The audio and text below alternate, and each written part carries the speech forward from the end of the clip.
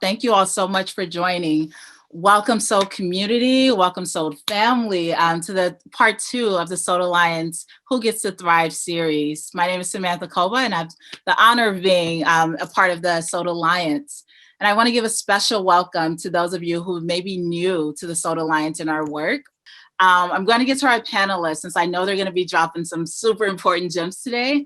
But I do want to take a brief moment since we're among some new friends. I like to take a brief moment to ground us in why we're here today. First things first, our students and our communities deserve more. Our future demands more. Our nation is in need of some radical healing, and education is very much so at a crossroads. And structures upholding white supremacy must be dismantled if we are to truly cultivate those equitable, identity affirming, safe environments where all young people, particularly our Black, Indigenous young people of color, can learn and thrive. So leaders in our Soul Alliance came together across our fields of research, practice, and policy because we believe that knowledge from the science of learning and development can drive those equitable transformative change. We stand in partnership with our allies in our Soul community, such as the Bell Network, led by our moderator today, LaShawn Chatmon. It's within community that we can learn with each other and grow with each other and empower one another to use what we know to truly dismantle these racist structures existing in our education systems today. So, which brings us to today. We have Zaretta Hammond, who is an educator, fierce educator, and the author of Culturally Responsive Teaching in the Brain. We have Dr. Shawn Ginwright, who's associate professor at San Francisco State University. We have Angela Ward, who leads race equity programs in Austin Independent School District, and our moderator, LaShawn Chatmon, who's the founding executive director of the National Equity Project. So with that, I'll pass it over to you. Thank you. Thank you, Samantha. And good afternoon, everyone. And I'll extend my greetings to this large Soul Alliance family as well, and say good afternoon to my family and colleagues, Angela, Shawn, and Zaretta. I want to start with a few framing words before we jump right into our conversation. And I'll invite those folks who are just listening out there to take a couple of deep breaths. We're at the end of what has probably been a long week, if your week was anything like ours. So I invite you to just take a couple of breaths to catch up to yourself. So I'm going to ask you to take those breaths. Get connected to yourself. I'll start by sharing a piece. In 1963, James Baldwin wrote a talk to teachers. If you all out there in the Soul Alliance family have not read this talk, it is time you get yourself introduced with Uncle Jimmy and his words that he had to share with a group of teachers in 1963. And he started his talk by saying, "Let me begin by saying, we are living in a very dangerous time. We are in a revolutionary situation, no matter how popular that word has become, how unpopular that word has become. And to any citizen of this country who figures himself or herself as responsible, and particularly for those of you who deal with the hearts and minds of children, it is time for us to go for broke." And I share that both because of how deeply resonant this talk is. It could have been written just yesterday. And it helps us to just ground in to the acknowledgement of this deep and profound moment that we're in. Our conversation today and our collective work to create meaningful, intellectually rich, culturally affirming learning environments is happening amidst a global pandemic that has already claimed the lives of 1.2 million people worldwide and nearly 250,000 people in this country. An emboldened and continued pandemic of racism, white supremacy, and structural inequity. An economic crisis that is triggering rising unemployment and increased housing insecurity. And if that wasn't enough, a climate crisis that has actually already claimed the lives of thousands of folks in 2020. So part of what we're trying to do is situate this conversation about the impact of racism and white supremacy in this context in which we all find ourselves trying to improve educational quality, experiences, and outcomes for young people. But the impact of this unprecedented context can't be underscored. It is manifesting in our bodies, changing the way that we are viewing community, what it means to be together, and the ways that we're doing our work. The surge in coronavirus is actually impacting decisions across districts all over the country about whether or not they'll even return to school in January, which many were planning to do. So we know that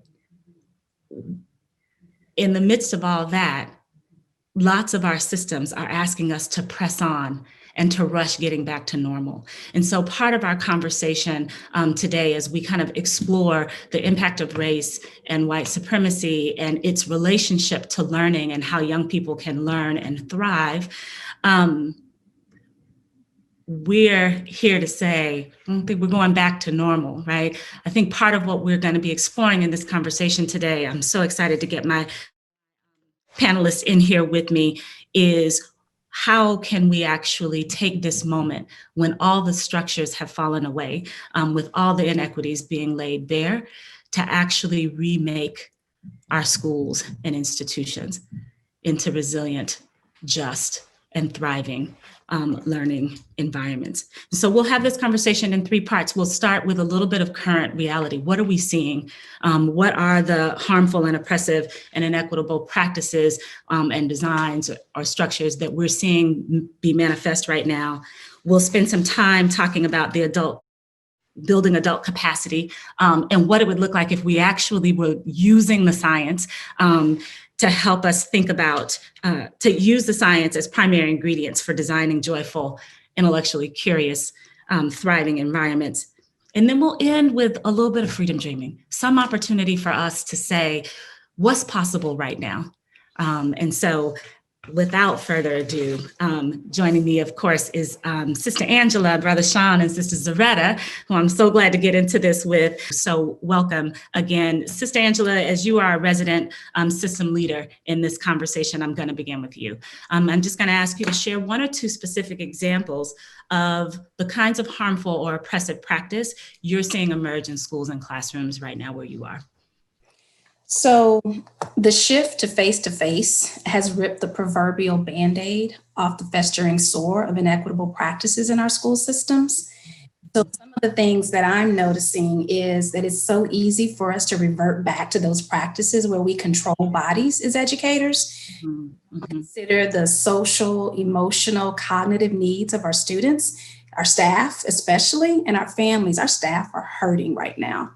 And we're really trying to figure out, how do we support them? How do we get them to a space of recognizing that they need to take care of themselves? I would say some examples are, requiring students to turn their cameras on because teachers are accustomed to being entitled to making students comply. And so some of the things that I'm seeing are just shifting back to those typical ways we do work based in our systems. Brother Shawn, how about you? What are you seeing? What kind of observations, or what are you seeing in schools and youth serving organizations and the cultures that is concerning for you? What are you seeing? Well, once, and I just want to say that the context that we're in, LaShawn, is so important to really contextualize and have a conversation about. First, I think it's critically important that we recognize that in our engagement with young people in schools or in after-school programs, that we are in a context, in a society that's sitting directly between trauma and transformation. And that if we're not recognizing how our work and working with young people and families can actually lean us into transformation, then if we're not recognizing and leaning into transformation, we may reproduce the rules of the old world and reproduce the racist systems that actually created the trauma in the first place. So I think that you're setting this up is critically important. What I'm seeing now is consistent with what Sister Angela just said, that adults don't have the systems of support to support their own well-being and mental health so that they can show up in powerful ways for young people. Teachers and teachers and youth development workers of color are experiencing trauma from exposure to COVID, frustration from trying to teach and do youth development online, challenges with trying to teach and actually take care of their kids and make sure that they do their homework at the same time. So this level of stress has created an environment that is creating toxic kinds of exposure for our adults. And so what I'm seeing is systems such as school systems and schools in some ways try to fit the old normal in the old way of doing things into the new world, right? And in doing that is creating stress for both adults and young people and parents. Yeah, we see a lot of just trying to replicate the in-person school day online, holding young people in for 5 or 6 hours a day, running a regular schedule as an example of trying to fit back in that box. I'm going to come back to you, Shawn, because you mentioned trauma-informed. You make a distinction about in your work and practice about trauma-informed practices and healing-centered practices. Share with us why you make that distinction. I mean, part of this came from my own challenge. I was working with some young people, working with their exposure to trauma. These are African-American young men who had experienced all kinds of trauma, right? Violence, homelessness, sexual abuse. And I was using my own training around trauma-informed care when one of the young men told me, he said, you know, Dr. G, I'm more than the worst thing that ever happened to me. And began to talk about his dreams of being a DJ. And the other young men did the same thing and talked about that they wanted to open up, wanted to open up their own dance studios. And they just began to talk. And I began to shift my own thinking about what does it really take to restore the humanity for those young people who've been wounded, who have been hurt and harmed. And in some ways, trauma-informed care, while necessary, was insufficient for the totality of healing of the young men that I was working with. So I went back and began to re-examine my own training around the principles of trauma-informed care. And while trauma-informed care is necessary, what I learned from those young people is that it's insufficient to actually create a more holistic way of healing and restoration. And so the distinctions that I make are really building from some of the work on the science of learning around relationships, understanding the importance of relationships, around context and around meaning. Some of the key distinctions that I've learned from these young people is, one, that trauma isn't always an individual experience. That is, you can go to Detroit, New York, here in Oakland, and talk to young people of color, and they're going to have a shared experience about trauma that has happened in their life. You ask them about the police, they're going to have a shared experience about that. And so that's one way that we have to think that trauma isn't just an accident that happens to individuals sometime. The second is that trauma is not just a disorder that exists in the individual, but it exists in the environment. And that what I mean by the environment is that racism, structural inequality, all of these things are environmental that make disproportionate exposure to trauma even more possible.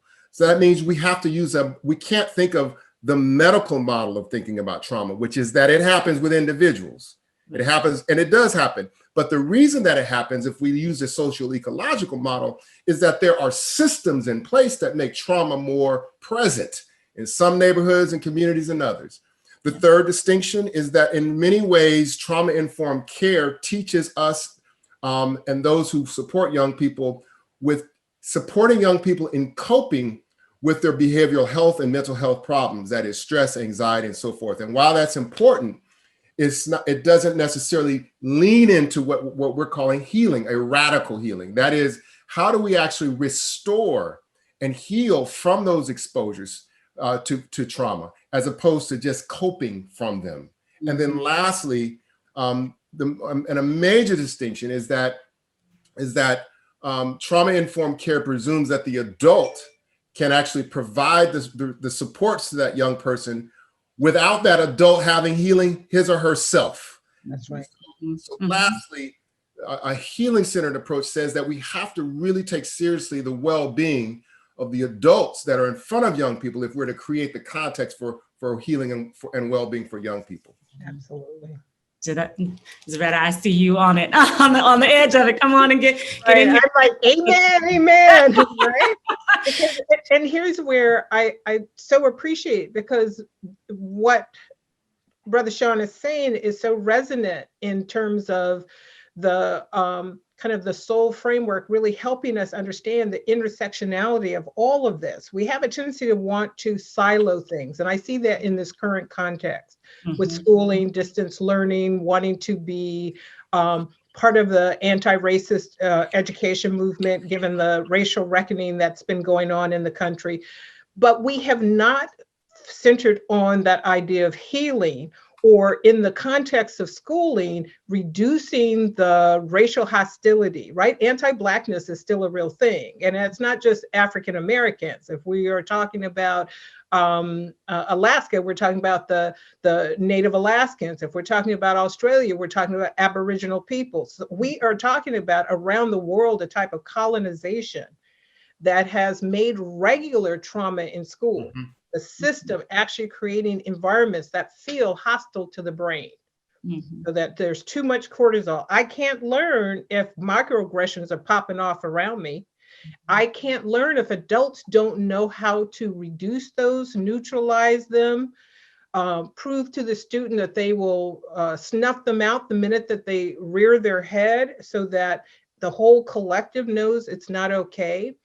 I see us falling into what Sister Angela talks about, is this pedagogy of compliance, right? The camera's on, camera's off. People emailing me, should the cameras be on? Should the cameras be off? I said, you should actually be asking another question. Why are students voting with their cameras? They are telling you that whatever you offer me, I ain't buying it.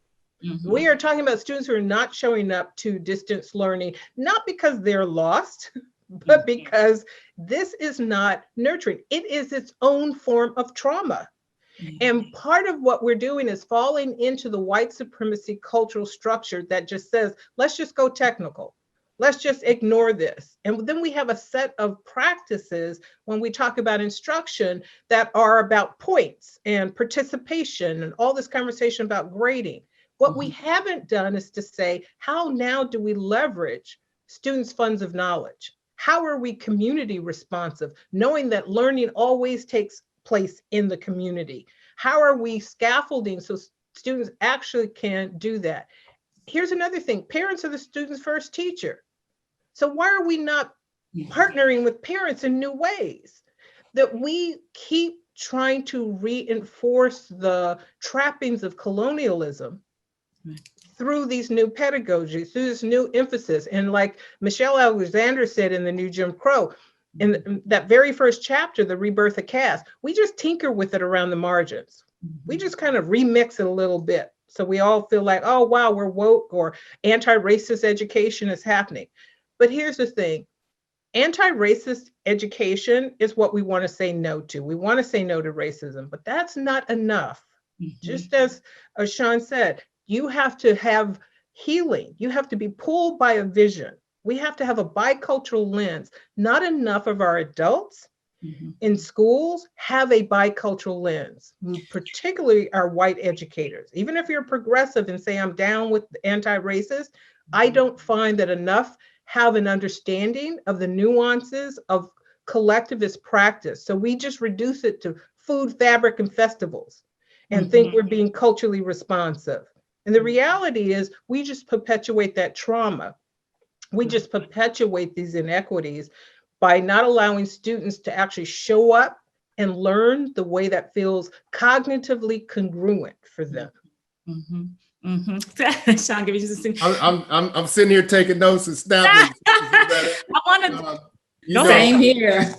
You remind me, Sister Zaretta, like, why aren't teachers and educators centering the experience of trauma and what we're going through right now as a central learning experience in the classroom, like you said?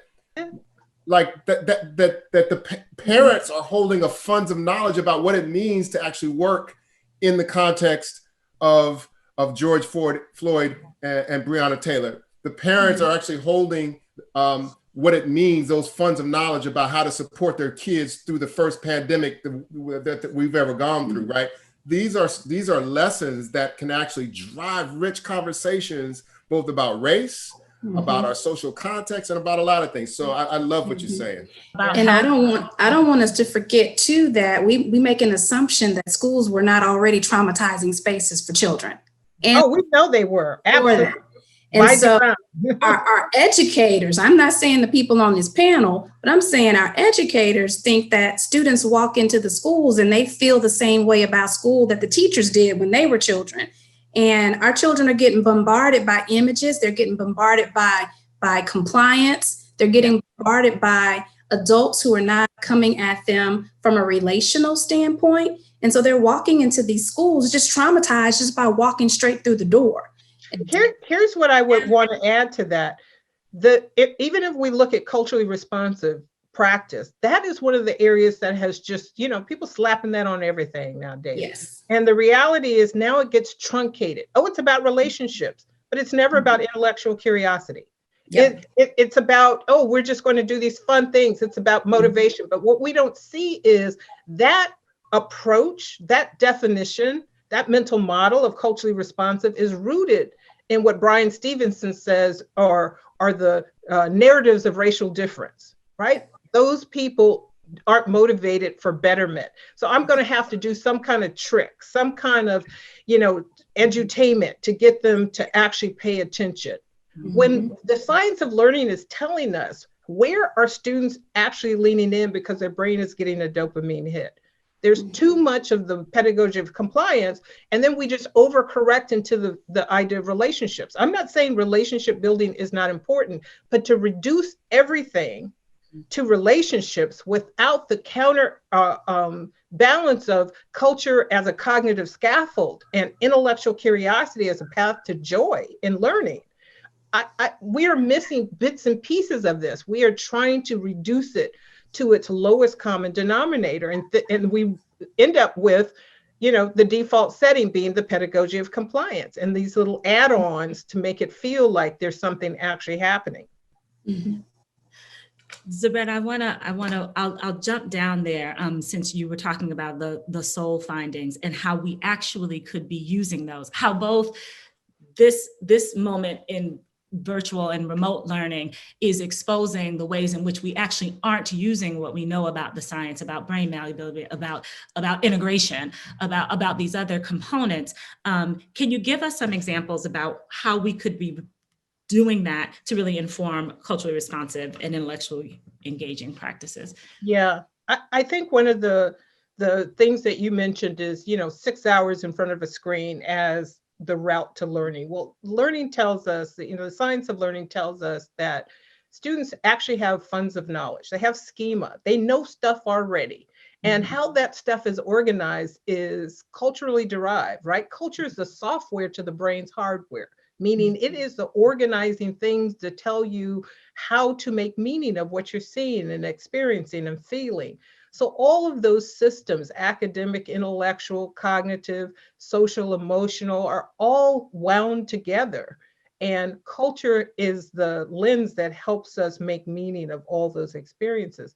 I feel like we're missing a grand opportunity by not helping students kind of build their muscles for rigorous learning. So the degree to which we are helping students learn from what's in their backyard, contextualizing learning. Agency by Design Oakland, they are one of the sites that was working with Project Zero. They did something really interesting. They are in West Oakland, and they wanted to really support students and families. So they put together what they called Spark Kits, meaning pair it with a book, pair it with something, and for a week, young children, grades like 1 through 3, would have this packet where they would do investigations in their community, science investigations, social studies, civic investigations. The idea is it was rooted in the context of their community. Parents could help because parents knew something about those. It's leveraging the asset of the community, meaning the knowledge, the elders, the museums, the other rich cultural places there.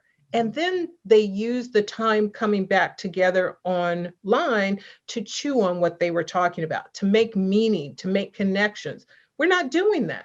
We're not trusting families and kids enough that they actually can learn. So this is another racial narrative. We got to be on top of them all times. Otherwise, they're not going to do it. The brain is a learning machine. It wants to do that. That is its survival mechanism. But we are not allowing Black and brown bodies to do that. So not only are we controlling Black and brown bodies, we are underdeveloping Black and brown brains. And that maintains our structure of apartheid in schools. Mm-hmm. Mm-hmm. I want to go and lean in a little bit to thinking and engaging about adult capacity. Speaking of this, because you all have made a couple of comments, and some of them go to what should adults know and be doing right now in order to actually mitigate this harm. And so I want to come back, Brother Shawn, to you, to say, as you are kind of talking about what's necessary to build healing-centered practice in our school communities and in our youth-serving organizations, what do adults need to know and be able to do? What are some do's and don'ts right now? Because we see a lot of don'ts as a parent. All of us are parents of Black children right now, and I still have a school-age son myself. But what should adults be doing? What's the preparation that's necessary in order to avert kind of the negative impacts? Yeah, I mean, I think it's a few things. I think one thing is if you're a systems leader and working at a district level or a superintendent or a principal or an executive director of a youth development agency, the one question is how much time and resources are you allocating to the mental health and well-being of your adult workforce? Mm-hmm. That means, do you have time off? Uh-oh. All right, I don't know what happened, but I think this is just technology, y'all. So yes, it is. We're gonna just breathe it out and give each other some grace right now. I don't remember the second thing, but I think it was about time and resources spending talking about race, and not just the race of your. I don't know if I'm frozen again. Not just the race, not the race of your student, but about whiteness. Like, what does it mean to be white? Mm-hmm. What does that mean to be white? And how many conversations have you had as a staff about what it means to be white, working with young people of color, what it means to be white, and never having met a person of color until you were in college? Mm-hmm. Those conversations matter because it says that race and identity and culture is an essential part of our own healing. We can't pretend like you can actually have conversation about race, with your students if you haven't had it with your colleagues. You don't know. I've had so many conversations with teachers and principals that said, this racial tension is happening. I don't know how to have a conversation with my teachers about that, right? Mm-hmm. The third is really consistent with the science of learning, one of the findings around meaning making. Mm-hmm. And that really means that what is the meaning that we assign to the groups of young people that we are working with? Are you working with young people because you think you can save them? Are you working with young people of color because they need what is a mental model? Are you coming in with a savior mental model? Or are you coming with a partnership mental model? The mental model exploration is something that we need to do as individuals, not systems, but as individuals, about what do we really think about young people. I'm gonna give you one quick example. A program here in Oakland called Oakland Freedom Schools. Mm-hmm. When we train adults to go in to work with young people in East and West Oakland or around, when we train them to be liberators. That is their job. Their mission is to liberate the minds of Black babies in this city, and you got 6 weeks to do it, period. And so that means you not coming in with a savior mentality. It means we give them the skills of culture and identity. We teach them how to drum and use the djembe and do the chants. But what it means is that we've shifted their mental models. And so the third item is how are you as educators and youth development professionals thinking and using your own mental models about what it means to support and work with young people, particularly young people of color. I want to add something to that and extend it to say system leaders have to have a level of fluency in talking about this. So a lot of people talk about fragility and white educators have to get kind of racial stamina. People of color talk about race all the time, not as in, I'm a victim, but as in racializing their language, racializing their experience, having their lens sharp enough to see what's happening at that nuanced level. And I find that that's one of the things I see system leaders really needing to level their game up around. That ability to have their own emotional grounding while really talking about how this work is, because we've kind of defaulted into jargon, right? If I can say anti-racist and culturally responsive, but not really going any deeper, then I'm good. Whereas we really need to help people look at how are they creating the right social, emotional, and intellectual environment. The second thing I think leaders need is this idea of instructional equity. Who gets to do high-level work? Who's carrying the cognitive load? How and why are we continuing to create dependent learners beyond when young children are naturally dependent? So Black and brown children's cognitive capacity gets arrested, not because of their melanation, but because white supremacy culture and colonization. So as a result, we see who gets in the AP class and the honors class, and why are we not watering up special ed and our lower for acceleration? So a lot of educators can't speak to acceleration. And lastly, someone put in the chat, which I think is a really powerful question. What about non-classroom staff? What about support staff? This is like a relay race. If everyone knows that what the end goal is, that children and families feel welcome in a school building so that the most powerful learning can happen, then non-classroom support staff know their job is to greet parents in ways that are in partnership. So who's at the front desk and how they're greeting parents, that matters. So the degree to which all adults in the system have to understand how the work they do, just like in a hotel, everybody in the hotel is trying to make the guests feel welcome. So everybody has a responsibility. That means everybody needs to understand what those goals are and how their little neck of the woods is going to help move that along. Angela, you want to speak to some promising practices that are happening where you are? Yeah, listening to Zaretta and Shawn speak in regards to like welcoming families and students into the school building, that I got a visual of serving on campuses right now in this COVID reality. Our students are getting greeted by a thermometer every day and their temperatures being checked. And so if that person that's taking their temperature is not greeting them with a smile, and I'm so glad to see you today, who knows what their day ends up like. And then if the thermometer is not working in a way that we need it to, then we have to send them to the nurse before they even get out of the car to get a nurse to put the thermometer in their mouth. And so those are some of the things that we're being faced with right now in regards to that safe, welcoming, and inclusive learning environment. So you can't even get to a space of that cognitive level that you need students to be at to receive learning, to receive the academic stimulation that we need them to receive.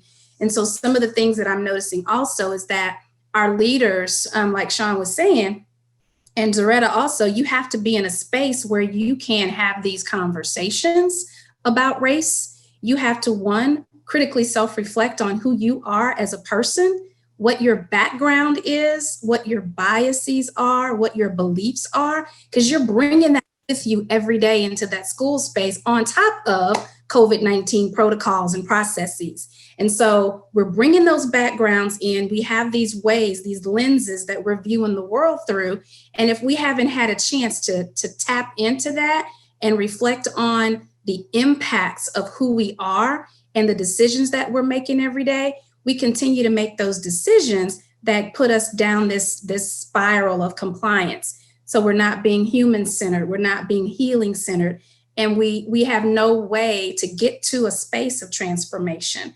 And so I would say I need to see our leaders be more future focused and less in the moment focused, because if we begin looking at, if I have this conversation with this teacher right now, and if I choose to do it in a negative way, or if I choose to do it in an affirming way, how will this teacher then go into the classroom and engage with these students? Like we had a teacher a few weeks ago who had a couple of parents back to back who was just, they were irritated. You know, you my babies and my baby's coming home telling me this, that, and the other. And the teachers just couldn't take it. And so I went into the classroom and engaged with the kindergarten students and did what I needed to do so the teacher could have some time. So the principal had enough forethought to say, if I leave that teacher in that classroom with those students, it's going to spiral out of control. And so recognizing the moment that we're in, but also holding space for the children are our future. And if they're not well cognitively, socially, emotionally, mentally, they're not going to be able to develop into the human-centered, healing, focused people we need them to be as adults. And so one of the things that our leaders are doing, our principals, they were reaching out like crazy after the George Floyd murder with, across the country, across the world, all of these Fortune 500 companies were putting out those statements, right? And so all of our principal vertical teams, all right, Dr. Ward, we need to put this statement out. Can you read our statement? They're coming to me and the equity officer. Can you read our statement? Because we really want to make sure that we're putting the message out that we need to send. And time after time, the question I asked was, where's the action? You can say all these things. You can say you want to be culturally proficient. You can say you want to be anti-racist. I don't see anything connecting this to your campus improvement plan. I don't see any metrics that you're developing to say, because what happens in our systems, what gets measured gets done. If you're not measuring it, and if you're not giving me steps along the way that you're going to take this school year to get yourself first and your leadership team in a space, and bring your staff along with you, bring your parents along with you, and have a clearly focused student leadership focus. I don't care what level you are, elementary, middle, or high school, you have student leaders. And how are you getting those students what they need to be cognitively engaged? How do you get your adults to be cognitively engaged? And we design and deliver professional learning. We do a lot of focus on critical self-reflection. And we don't do that sit and get kind of old school learning. We do that. Here's an essential question. And I want you to focus on this essential question as we go throughout these learning experiences. I want you to connect this question to your everyday work with students in the classroom. We asked our principals, so we have an anti-racist leadership series that we started because of all these letters that were being written. And they're like, well, we don't know what to do. Okay, let's come together. We offered it. And it wasn't required. We have 130 campuses, 84 principals volunteered to be there. And they've been there with us. We had our third session yesterday. And we asked our principals in our second session to list the barriers to anti-racist leadership. And the laundry list is a mile long. They know the barriers. They know what needs to happen. And yesterday, a principal unmuted and said, finally, we feel like we have permission to say what's in the work. We don't feel like we're going to get harmed professionally in this work.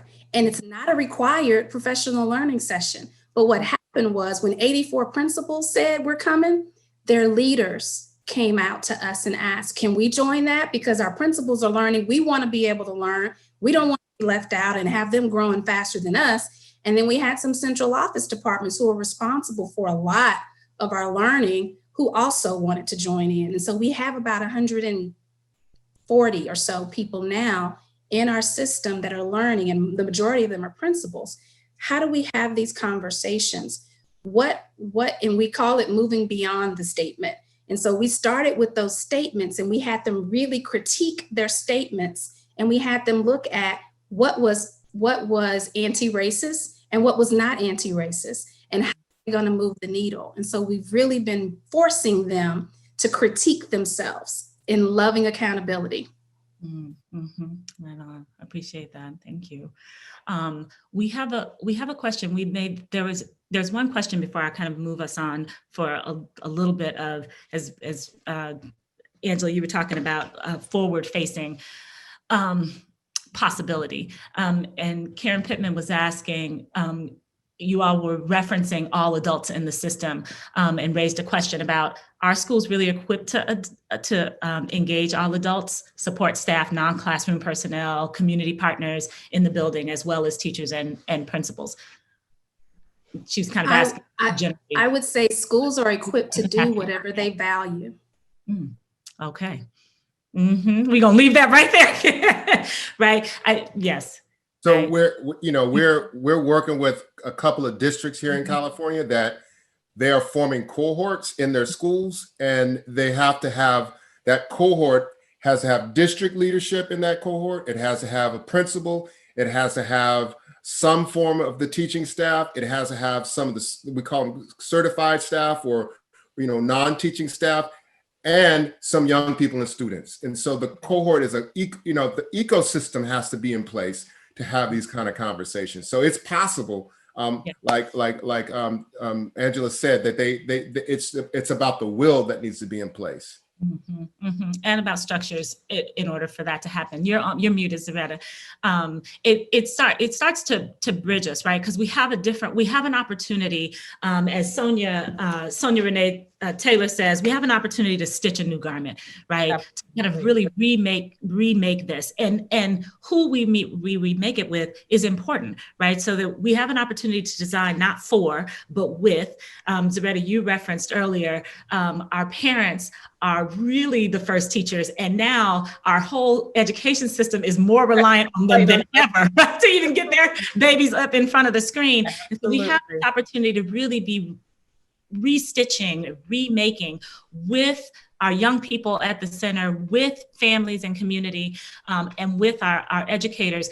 What feels out of the box and possible right now? If we just let our radical imagination take hold, what do you see as possible?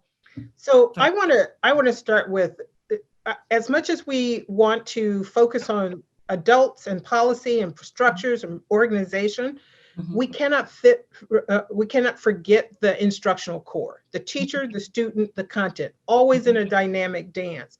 So in addition to having those things happening, we also have to have the classroom become kind of the cognitive dojo for our students, because that's what the science of learning is trying to have us do. All those other things are to buffer so that the right things can happen in the instructional core. And sometimes we have a tendency to go heavy on the policy, but not get the science of learning right at the classroom level. So imagining how we put more of the ownership of learning in the hands of students. So one of the things I recommend to educators is to look at a 20% time, right? Google uses 20% time, meaning there's one day a week in which the student is leading, but through their intellectual curiosity, this is something I want to work on, or this is something I want to get good at. And having each other, having students support each other in that. Maybe it's a collective community project rooted in something authentic. What do we do when we can't get fresh fruits and vegetables in our community? Or is it community gardening? So that they're solving a real problem together that gives real meaning and authenticity to what they're doing. People talk about it as a genius hour, right? Small chunks of time when students get to take things apart and put them back together so that they feel ownership of learning, because there's a way in which we've made doing school synonymous with telling students that's how learning should look. And so this thing I'm doing in my natural life Mhm. is denigrated, downplayed, and not brought into the circle of school life, classroom life. It should be a little more permeable. Mhm. Those two things, knowing that the teacher is the personal trainer of students' cognitive development. But that means they have to see the different ways that students learn, they're doing and being, that are culturally grounded, as not problematic. I shouldn't tell you to stop talking if one of the ways that you process is to talk. And I can't essentialize you and say, well, those kids just like to be in a group. When you can be a collectivist learner and not necessarily be in a group, right? So being able to have people have a little more nuanced bicultural lens as to how we apply the science of learning feels really important. Shawn, you want to add to that? And Angela, there's a question, so maybe you can bridge this, for you to give some examples of what your principal leaders were saying were barriers to anti-racist leadership. And then maybe you can tack on something that you see as a possibility for us going forward. Yeah, I mean, I think for me to answer that question, again, step back a little bit. So the opposite of racism and white supremacy is not anti-racism. Anti-racism is a means to achieve belonging. And that means that if we are to lean into the future, I'm not as interested in only focusing on anti-racist schools, but I'm interested in the end result, which is a place that saturates everybody, parents, young people, and teachers with belonging. And so belonging for me then is it's not just a tack on to like social emotional, add it on as another feature of social emotional learning. No, belonging means that we have a central focus on who belongs and who doesn't when we study history, who belongs and who doesn't when we study science and math, who belongs and who doesn't when we study language art. It means that belonging becomes a central feature in how and what we learn. If we want to get something we never had, we have to do something we've never done. And so that basically means that we have to think about centering this notion of belonging as a central feature in our engagement with young people in curriculum and education and training.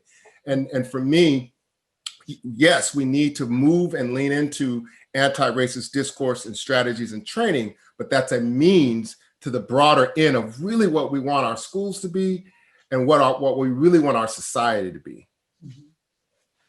Right on. Angela? So some of those barriers that the principals listed, district policies, our state educational administration's rules, funding challenges, doubt that your leaders will back you up. Redlining 75 years ago still affects neighborhoods today.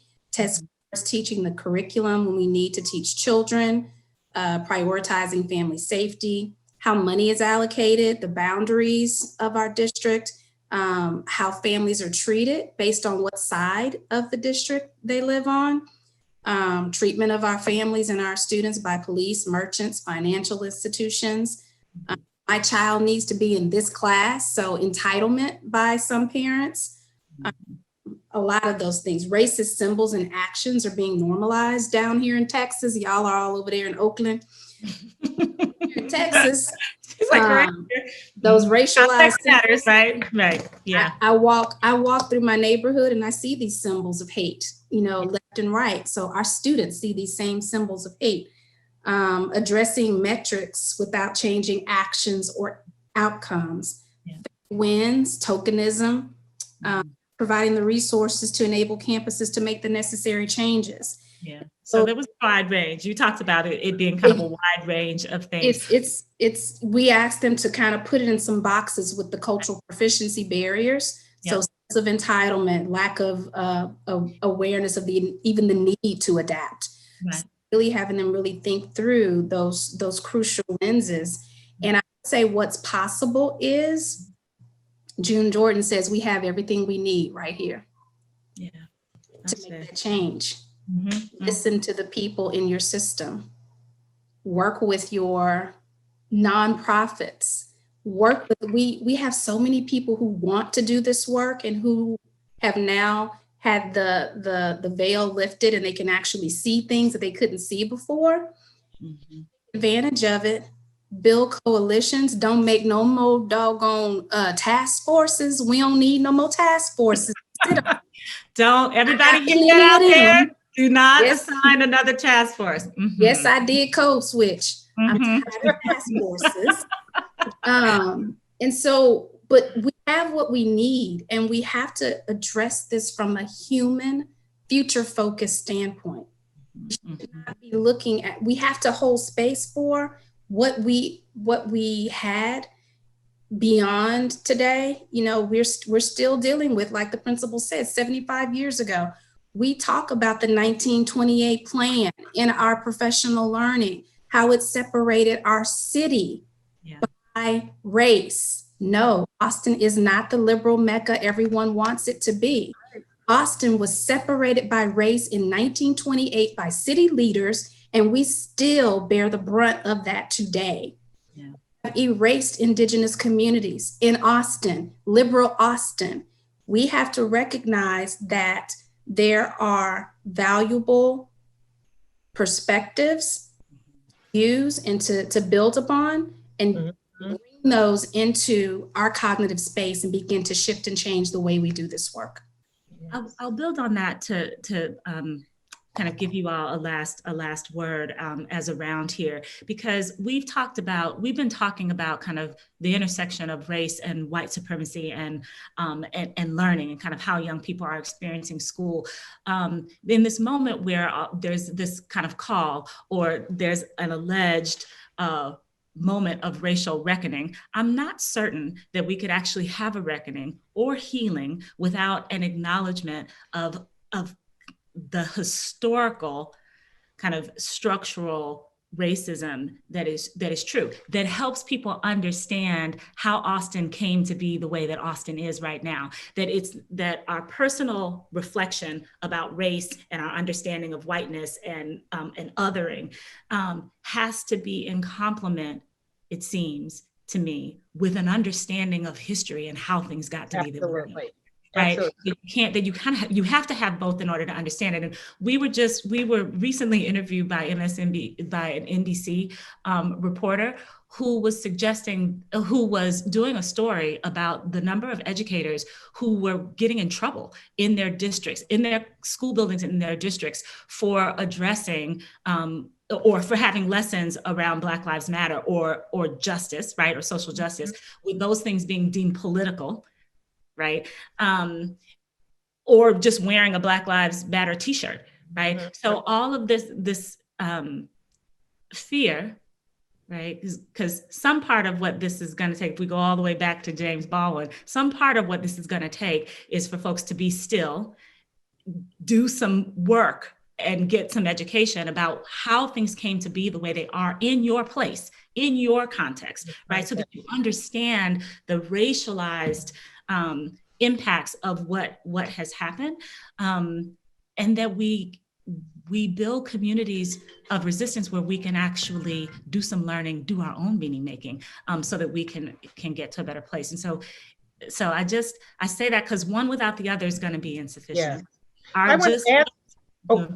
No, go ahead, Zaretta. I just got so excited because what you're saying is one of the things I see a lot. I call it racial literacy.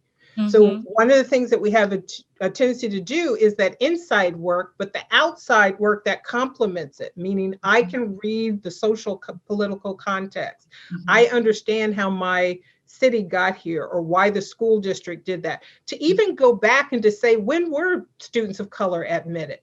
When were indigenous students? What were the laws and policies in the communities about who can own a home where? That level of racial literacy, with a group of teachers I support, I run a 21-day racial literacy challenge. Like, let's level up so that we can start to understand this is not an anomaly. This is not about some people behaving badly. That is an essential part that all people in the system need to be aware of. Otherwise, we're at risk of white supremacy culture and inequity by design to really continue to dominate the system, right? A system produces what it's designed to produce. If you want to change it, we have to understand where in the system we need to make those adjustments. Right. And that's possible. So that was it. I was making that connection because that actually feels like that's in the realm of our opportunity for us right now to really commit to reckoning and healing and some reconciliation and some new visioning about how we can be in this beloved community. Shawn, I'll give you last word here and we'll thank our folks.